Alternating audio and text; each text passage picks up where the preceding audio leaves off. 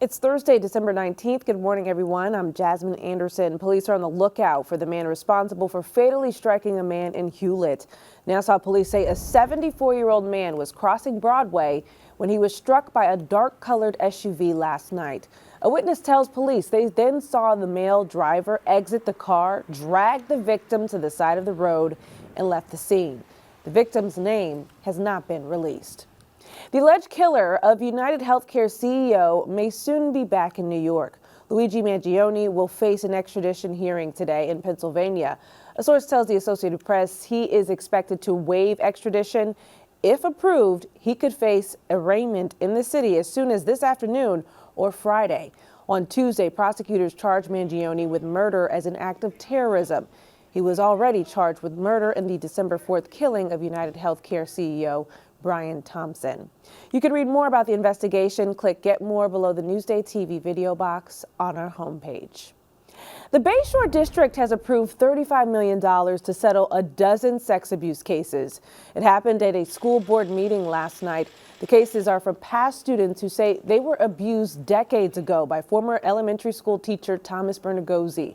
In a statement read yesterday, the board president said all decisions are guided by fairness and passion for those affected and fiscal responsibility to the community. At a meeting in 2025, the board will approve a judgment bond to fund these settlements. So far, the district has settled 17 uninsured claims, and our insurance carrier has resolved 3 more claims. So far, the district has paid out $55 million under the Child Victims Act. A government shutdown may be on the way. President-elect Donald Trump abruptly rejected a bipartisan plan yesterday. The plan would have kept the government funded through mid-March and provide disaster aid to states hammered by hurricanes Helene and Milton. The deadline to pass a budget is tomorrow. First in Newsday, state officials are looking to stop the evacuation of residents at a Woodbury nursing home today. The Attorney General filed a request for a temporary restraining order yesterday. It's an attempt to stop Cold Spring Hills Center for Nursing and Rehabilitation from evacuating more than 300 elderly and disabled residents. Tuesday, the facility informed the staff the closure was happening because they were unable to pay employees.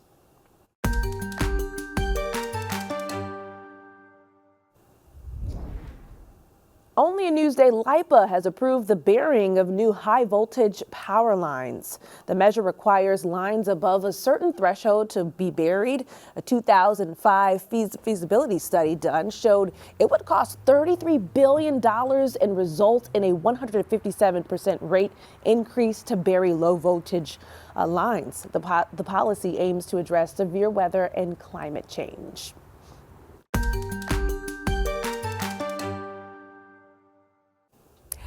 A toddler severely injured by an off-duty cop, and now that officer is back on the job.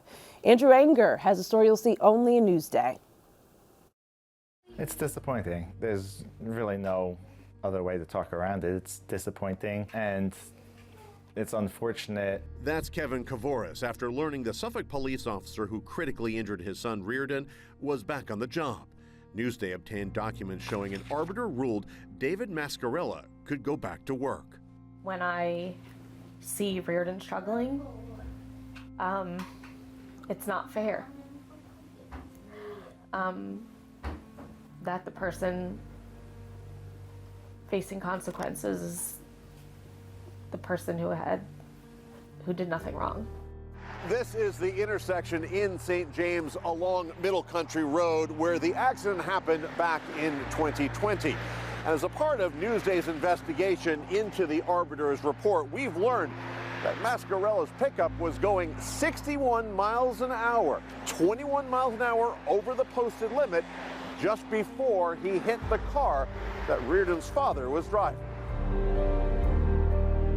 As a result, the then 2-year-old Reardon was put in a medically induced coma as a doctor repaired the jigsaw puzzle-like skull fractures.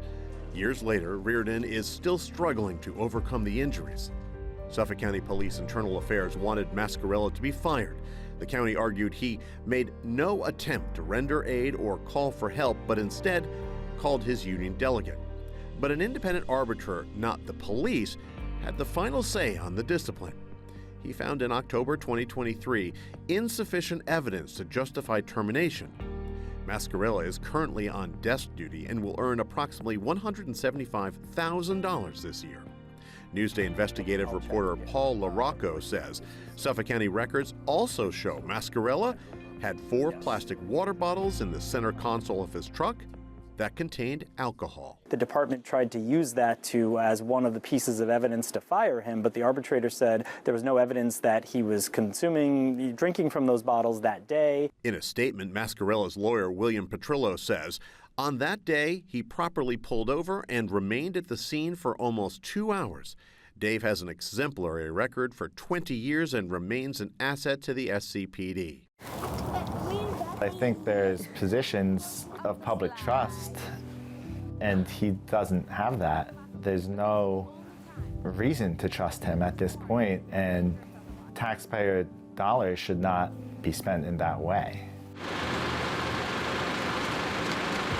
We celebrate every single milestone because everyone means so much where he came from, but also we don't know when we'll stop celebrating. Andrew Enger, Newsday TV. Andrew, thank you. Read more about this story on Newsday.com. Click Get More below the Newsday TV video box.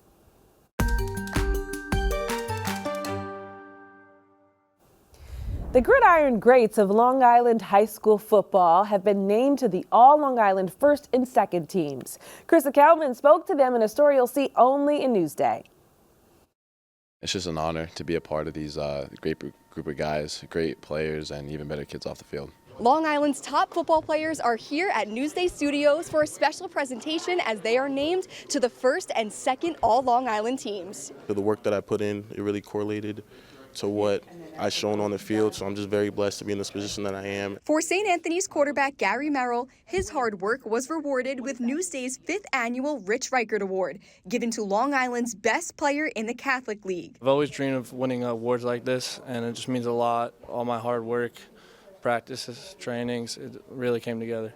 New York Giants safety and former Newfield star Elijah Riley also spoke to the players about his journey from LI to the NFL. There were guys who did it before me, and I would have liked to learn more from them.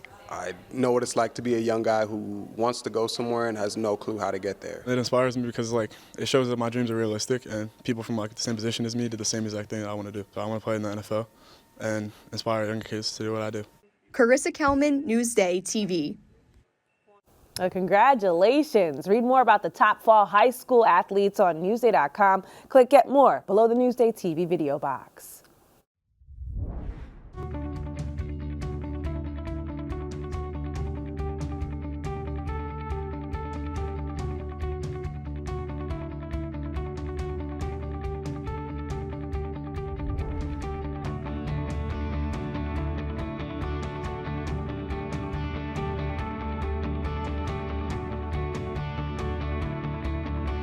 An off-duty cop refused a sobriety test after a car crash that seriously injured a 2-year-old child.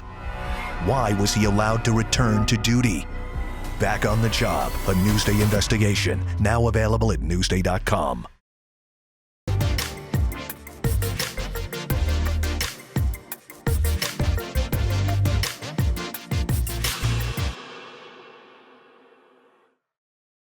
Here's what's up on Long Island. Check out the Girl Scouts Holiday Lights Show. The Enchanted Forest Holiday Walkthrough Light Show is Friday and Saturday evening in Bayport. And there's a dinosaur carnival. It features everything from balloon dinos to costume characters, dinosaur-themed games. It's Sunday through Tuesday at the Center for Science Teaching and Learning in Rockville Center. Or head over to the Winter Wonderland at Water Drinker. The festival features a Christmas village, barnyard animals, thousands of holiday lights, and Santa. It's Friday through Sunday in Manorville. For admission info and more events, click Get More below the Newsday TV video box on our homepage. Checking out your hyperlocal Thursday forecast. Mostly sunny today with clouds moving in later tonight. A little rain to talk about. Here's your day planner. A mix of sun and clouds. Highs in the 40s. Now for a look at your futurecast. Rain begins late tomorrow morning. We'll keep you updated on any changes. Now looking at your 7-day forecast, we start the first day of winter with snow chances. And of course, we'll keep an eye on this weekend wintry mix just before the holidays. That's a look at your 7-day forecast.